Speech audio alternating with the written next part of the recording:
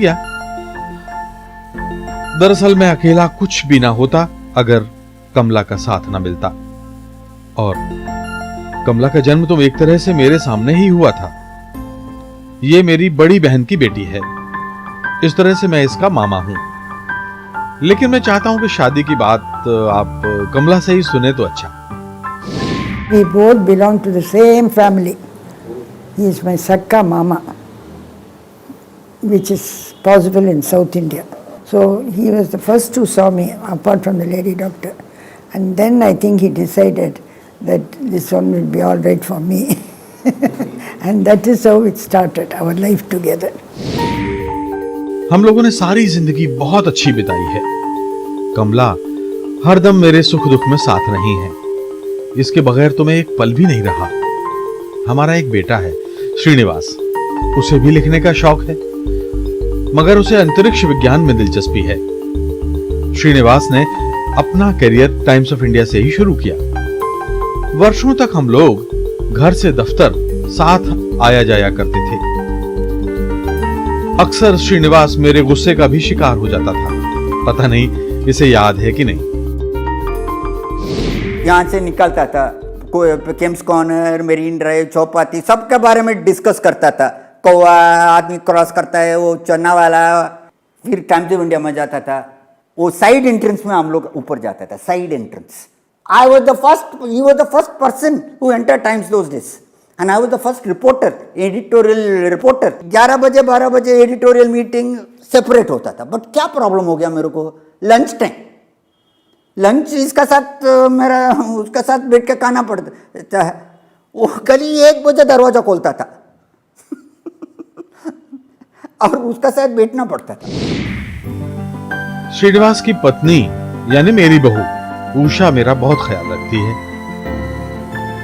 उसे भी मेरी सेहत की बड़ी चिंता रहती है।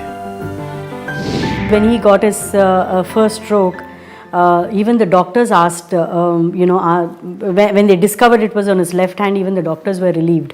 And the first thing the doctors did was gave him a pencil and a paper and said, please can you sketch. This was few hours after he got his stroke. Please can you sketch. In fact, his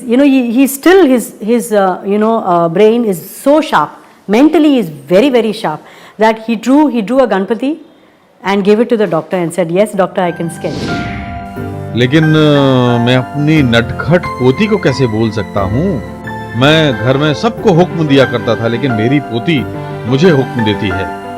उसे मालूम है मुझे chocolate बहुत अच्छे लगते हैं, लेकिन कमला मुझे नहीं खाने देती। फिर भी वो चुपके से मुझे चॉकलेट दे ही देती है। बड़ी प्यारी पोती है मेरी। He becomes like a tiny boy when you give him any kind of chocolate. Like he has a smile on his face, and like it's just wonderful to see that. Times of India से सेवानिवृत्ति के बाद मैं पुणे आ गया था। हालांकि समूह ने मुझे कभी रिटायर नहीं किया। वो कहते हैं आर के लक्ष्मण टाइम्स ऑफ इंडिया से कभी रिटायर नहीं होगा। वैसे तो पुणे बहुत अच्छा शहर है, यहाँ की आबो हवा भी अच्छी है। मैंने यहाँ एक मकान बना लिया था।